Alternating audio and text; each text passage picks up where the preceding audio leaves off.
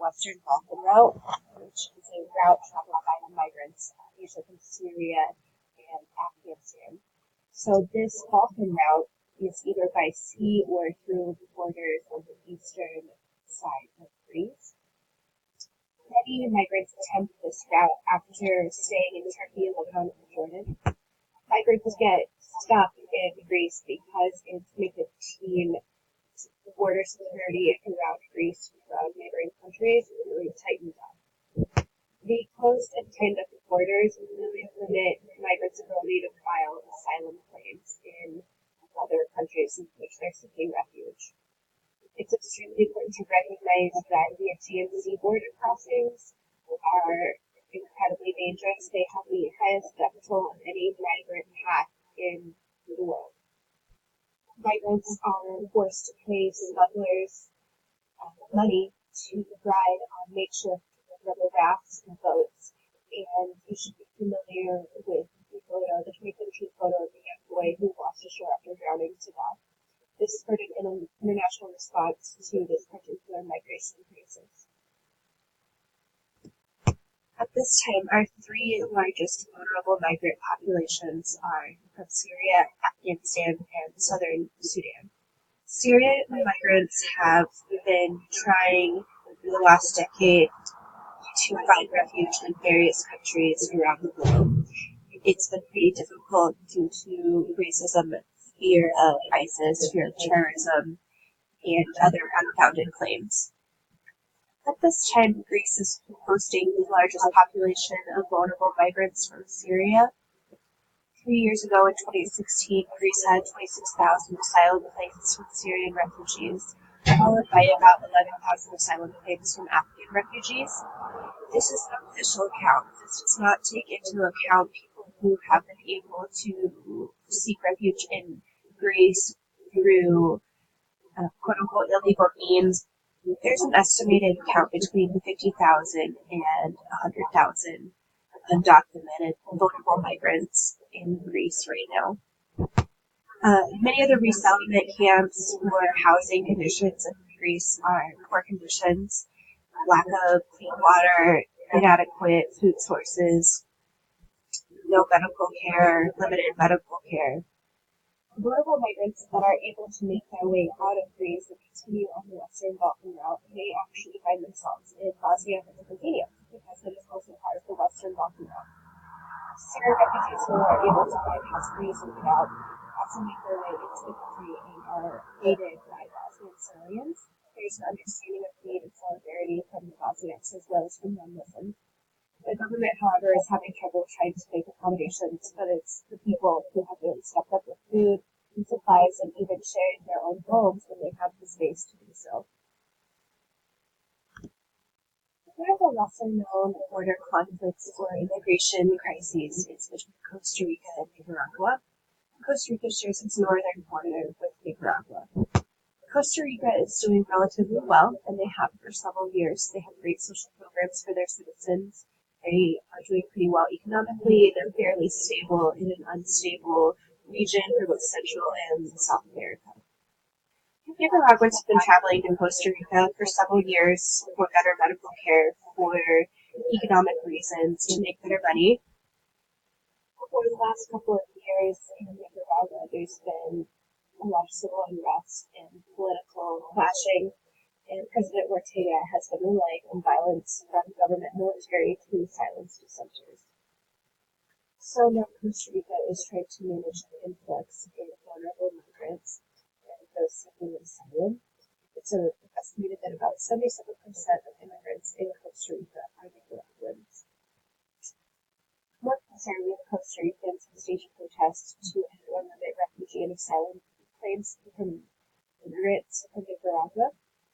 What we see a lot on international immigration crisis between bordering countries are mentions of visit build a wall. And that's also a sentiment among conservative Costa Ricans, is that we need to have an actual physical border so that people cannot cross into Costa Rica using services or seek asylum. A lot of the rhetoric between conservative Costa Ricans and conservative Americans who want to limit immigration or stop refugee claims entirely is very much the same. There's a lot of, we don't want others to use our services. This is meant for Costa Ricans or Americans. We don't know who's participated in legal or illegal activity. And just basically saying that the country itself cannot handle this. This is not what we're meant to do. The most common responses are negative responses towards immigration and vulnerable migrants, which happen usually in some influx due to conflict, is xenophobia and nationalism. Xenophobia, as you know, is a fear of outsiders. It's often connected to the belief that the hierarchical order where one sees their own nation state as superior to others. This is connected to nationalism, which sees one's nation state as superior at the exclusion of others and the interests of other nations. Both of these views see immigrants as criminal, lazy, and uneducated. These viewpoints and perceptions of vulnerable migrants are meant to dehumanize the immigrant. If we're able to dehumanize vulnerable migrants, then we're able to see them as less than ourselves or less than our fellow country people. As social workers, our best angles to combat these issues are to emphasize a shared humanity across the globe, to accept that forced migration is the result of injustice and unsafe conditions where people's lives are literally in danger. And then to finally oppose those who gain clout or power from capitalizing on the distrust of immigrants. So we need to push back on politicians who use xenophobia and nationalism as means to build an argument against migration.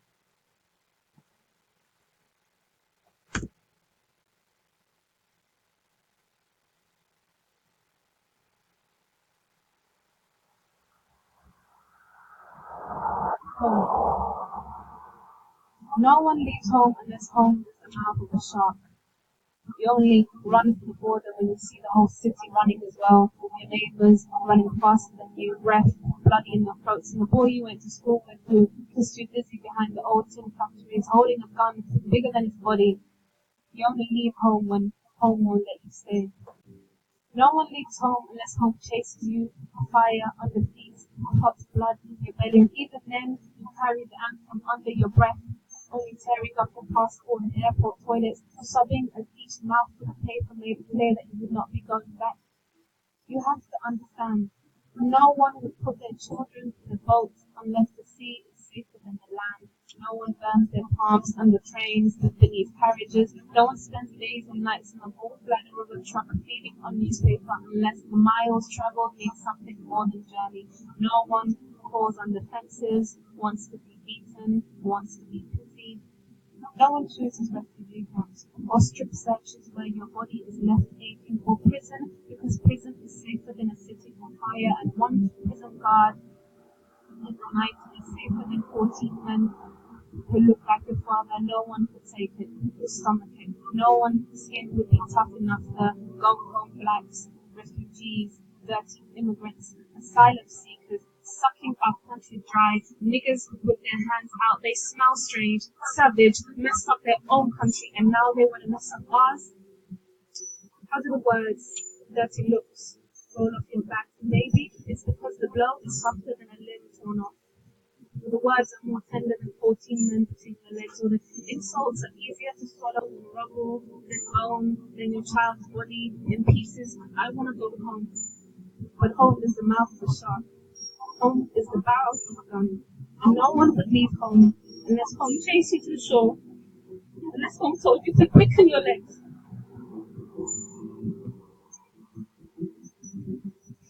Easier flows behind, crawl through the desert, wade through the ocean, drown, save, be hungry, beg, forget pride. Your survival is more important. No one leaves home unless home is a sweaty voice in the ear saying, leave, run away from me now. I don't know what I've become, but I know that anywhere is safer than here.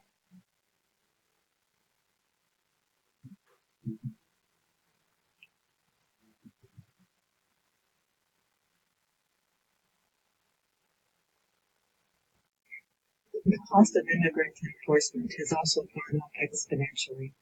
In 2003, $324 billion was spent on immigrant enforcement alone, from $3.3 billion to $7.6 billion toward detentors.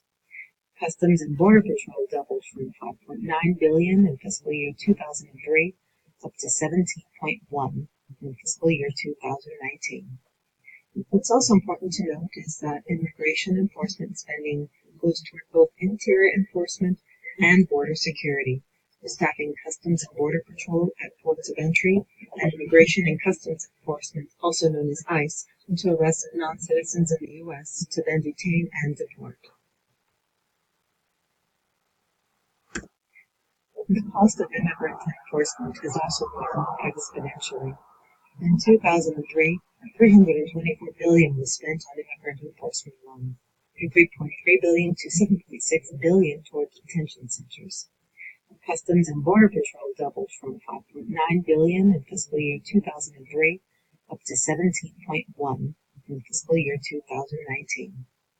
What's also important to note is that immigration enforcement spending goes toward both interior enforcement and border security, staffing Customs and Border Patrol at ports of entry, and Immigration and Customs Enforcement, also known as ICE, to arrest non-citizens in the U.S. to then detain and deport. The 287G program that started as part of the Illegal Immigration Reform and Immigrant Responsibility Act of 1996 allows ICE to deputize local and state law enforcement agencies to enforce immigration law. The impact that this has had has resulted in communities living in fear and creating division between local law enforcement and the communities they serve. While the goal, according to ICE, is to promote the, quote, safety and security of communities by creating partnerships with state and local law enforcement agencies, end quote, those who are apprehended and faced with deportation, which according to the Supreme Court is considered a civil sanction and not criminal, is not considered punishment, and so those in violation of immigration laws have fewer protections than criminal suspects. Having fewer protections also means that immigrants placed in U.S. detention centers have been subject to several abuses. During fiscal year 2018, the data presented by Freedom for Immigrants showed that the top complaint immigrants received while detained were the need for medical care following nutritional issues and prolonged detention. Information also obtained by Freedom for Immigrants reports that the top 5 states with the largest number of people in U.S. immigration detention per day are Texas, California, Arizona, Georgia, and Louisiana. Also, over 60% of people are held in privately run immigrant prisons.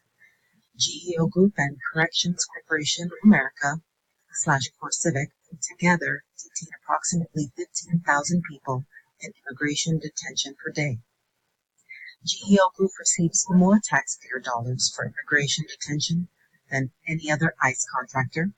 In fiscal year 2017, GEO Group received $184 million, followed by Corrections Corporation of America /CoreCivic that received $135 million for immigration detention related to service obligations.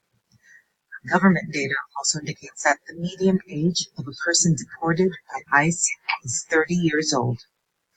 It shows that most people in immigrant detention are between the ages of 26 to 35 years old. This slide contains the statistics of the aforementioned for your reference.